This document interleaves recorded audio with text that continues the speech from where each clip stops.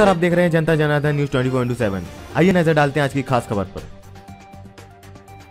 जनता Janardan news 24/7 की team ने आज औरैया सदर विधानसभा से बहुजन समाज पार्टी के प्रत्याशी श्री रवि शास्त्री दौरे जी से की खास मुलाकात। रवि शास्त्री जी ने किया दावा कि उत्तर प्रदेश में पहली बार समाज के सभी वर्गों को जीवन, संपत्ति और विश्वास की सुरक्षा की गारंटी के लिए कानून का शासन स्थापित किया गया था और राज्य को सांप्रदायिक और जातिवाद से मुक्त किया गया था। बहुजन समाज पार्टी की सरकार आने पर कल्याणकारी योजनाओं को जन जन तक पहुंचाने का कार्य करेंगे। हमारा शोषित, पीड़ित, दलित हर वर्ग लाभान्वित होगा। रवि शास्त्री जी ने कहा कि दृढ़ इच्छा शक्ति के साथ अच्छे काम जारी रखने का किया वादा। 2022 विधानसभा चुनाव के परिणाम में पूर्ण बहुमत से बनेगी बहुजन समाज पार्टी की सरकार। नमस्कार, आप देख रहे हैं जेजे न्यूज 24/7। आज हम आए औरैया विधानसभा में। औरैया सदर से प्रत्याशी रवि शास्त्री दौरे जी से प्रयास करेंगे कि सर, जो आप जनता के बीच जनसंपर्क कर रहे हैं 2022 विधानसभा चुनाव के ऐसे कौन कौन से मुद्दे हैं जनता के बीच जाकर हम बता रहे हैं कि किस प्रकार से रोजगार की आवश्यकता है, सुरक्षा की आवश्यकता है, समतामूलक समाज की आवश्यकता है, सभी के अधिकारों का हनन ना हो पाए, शोषण ना हो पाए, और जिस प्रकार की राजनीति प्रदेश में हो रही है उससे जनता को मुक्ति मिले, यही हमारे मुद्दे हैं। इसीलिए हम लोगों के बीच जा रहे हैं। सर, जो रोजगार की आप बात कर रहे हैं, रोजगार आपने देखा ऑफ द रिकॉर्ड अपने प्रदेश में करोड़ों की संख्या में हुआ बेरोजगार है। यदि आपकी पार्टी सत्ता में आती है, यदि औरैया सदर से आपको जनता चुनती है, तो आप युवाओं के लिए क्या करना चाहेंगे? युवाओं को रोजगार के कौन कौन से माध्यम से प्राथमिकता देने का प्रयास करेंगे?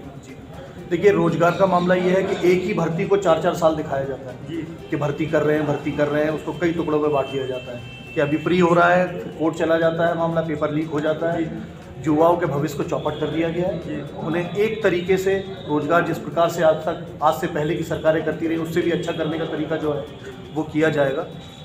रोजगार जितने भी हैं, सरकारी नौकरियों में जो कटौती होती जा रही है, सरकारी भर्तियां नहीं करी जा रही हैं, और भी विभिन्न तरीके हैं, प्राइवेटाइजेशन है जैसे, उसमें भी युवाओं को मौका मिलना चाहिए। कई प्रकार से हमें आंकड़े दिए जाते हैं कि इतनी नौकरियां निकाल दी गई, इतनी नौकरियां निकाल दी गई। जब पता चलता है तो बहुत छोटा हिस्सा होता है जो सरकारी नौकरियों का होता है, और बाकी सब वो प्राइवेटाइजेशन के द्वारा दिखा देते हैं। कोई make in India, made in India, उसमें दिखा देते हैं कि करोड़ों युवाओं को नौकरी दी। युवा बेरोजगार है, पकौड़े बेचने के सजेशन दिए जाते हैं। सब युवा जान चुके हैं कि क्या करना है। सर, आप बात कर लेते हैं किसान। आपने देखा होगा अपना देश भारत कृषि प्रधान देश है। आपको क्या लगता है, यदि आपकी पार्टी सत्ता में आती है तो किसानों के लिए आप क्या क्या करेंगे? यही सत्ता पक्ष का दावा ये है। ऑफ द रिकॉर्ड 36,000 करोड़ किसानों का कर्जा माफ किया गया। फर्स्ट एवं सेकंड कोविड वेव के दौरान आपने देखा होगा फ्री ऑफ कॉस्ट राशन भी दिया गया। अभी रिसेंटली मार्च तक कर दिया गया है। आपको क्या लगता है, किसानों की आय दोगुनी हुई है या नहीं हुई? ये सत्ता पक्ष कहता है, आपका क्या मानना है? मेरा मानना है कि किसानों की जिनकी भी आय दोगुनी हुई है वो दिल्ली में सड़कों पे दिखाई दे रहे हैं। किसानों ने इस देश में जिस प्रकार का आंदोलन किया है, उससे आप समझ सकते हैं कि किसानों को कितना सहयोग किया गया है। किसान अपनी पीड़ा चिल्ला रहा है, दर्शा रहा है, दिखा रहा है, लेकिन कोई मानने को तैयार नहीं है। वो कह रहा है कि मैं परेशान हूँ, लेकिन आप कहते हैं कि हमने किसानों की आय दोगुनी कर दी।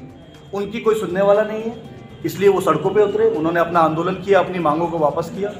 जो उनकी मांगी थी वो पूरी की गई। अब देखते हैं कि आगे सरकार उनको कितना निभाती है, लेकिन बहुजन समाज पार्टी हमेशा किसानों के साथ खड़ी रही है। उनकी आय को दोगुना करें ना करें, लेकिन कम से कम उनके मुंह से रोटी का निवाला नहीं छीना जाएगा। किसानों के साथ जो दुर्व्यवहार किया जा रहा है, उनका शोषण किया जा रहा है, वो सभी बंद होगा। बहुजन समाज पार्टी ही है जिसमें किसानों का हित है। गन्ने का मूल हो, सबसे पहले बहन जी ने बढ़ाया। कई बार नेता जो किसानों के रहे हैं, राकेश टिकैत जी हो, वो भी कह चुके हैं कि सबसे पहले गन्ने का मूल्य बहन जी ने बढ़ाया, और सारा का सारा जो बकाया है वो बहन जी की सरकारों में पूरा हुआ।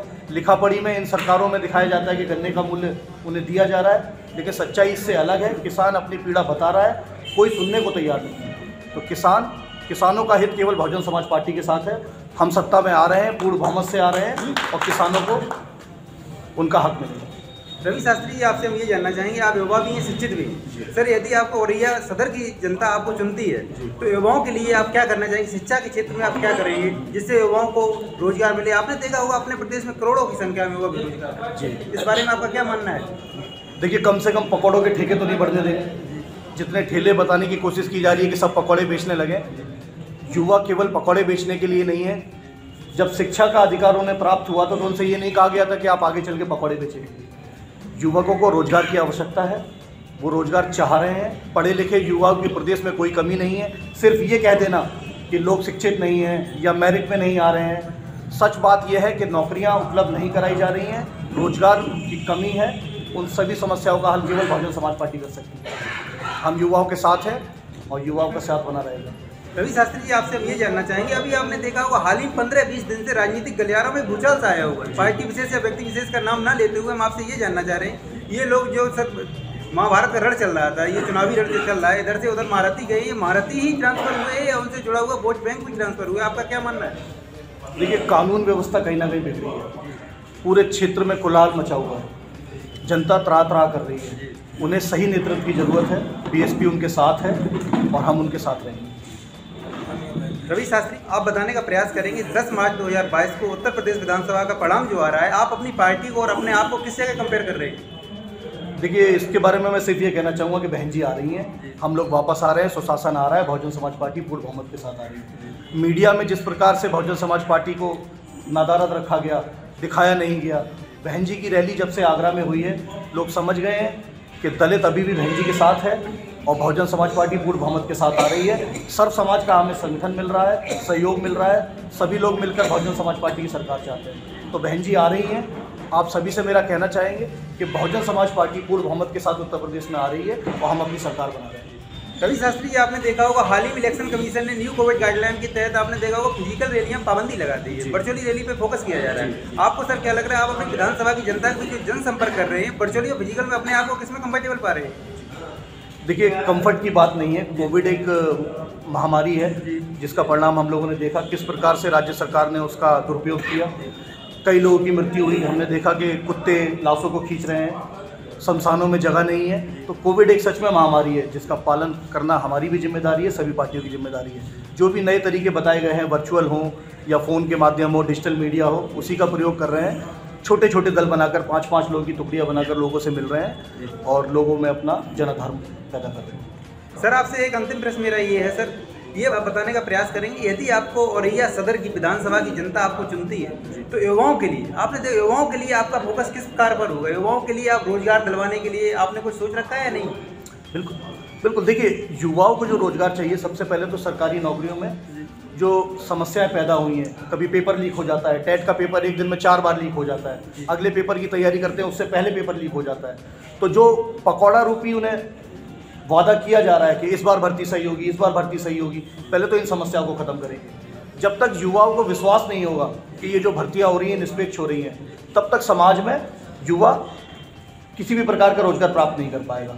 प्राइवेट नौकरियां कम मात्रा में है, हर व्यक्ति उनको प्राप्त नहीं कर सकता है। सबसे पहली प्राथमिकता ये रहेगी कि जितने भी सरकारी पद खाली पड़े हुए हैं उन्हें भरा जाए और युवाओं को रोजगार दिया जाए। हमारे साथ उपस्थित है रवि शास्त्री जी। उन्होंने बड़े सरल स्वभाव से बताया 10 मार्च 2022 को जो उत्तर प्रदेश विधानसभा का परिणाम आ रहा है उसमें बहुजन समाज पार्टी प्रचंड बहुमत के साथ करेगी वापसी। धन्यवाद।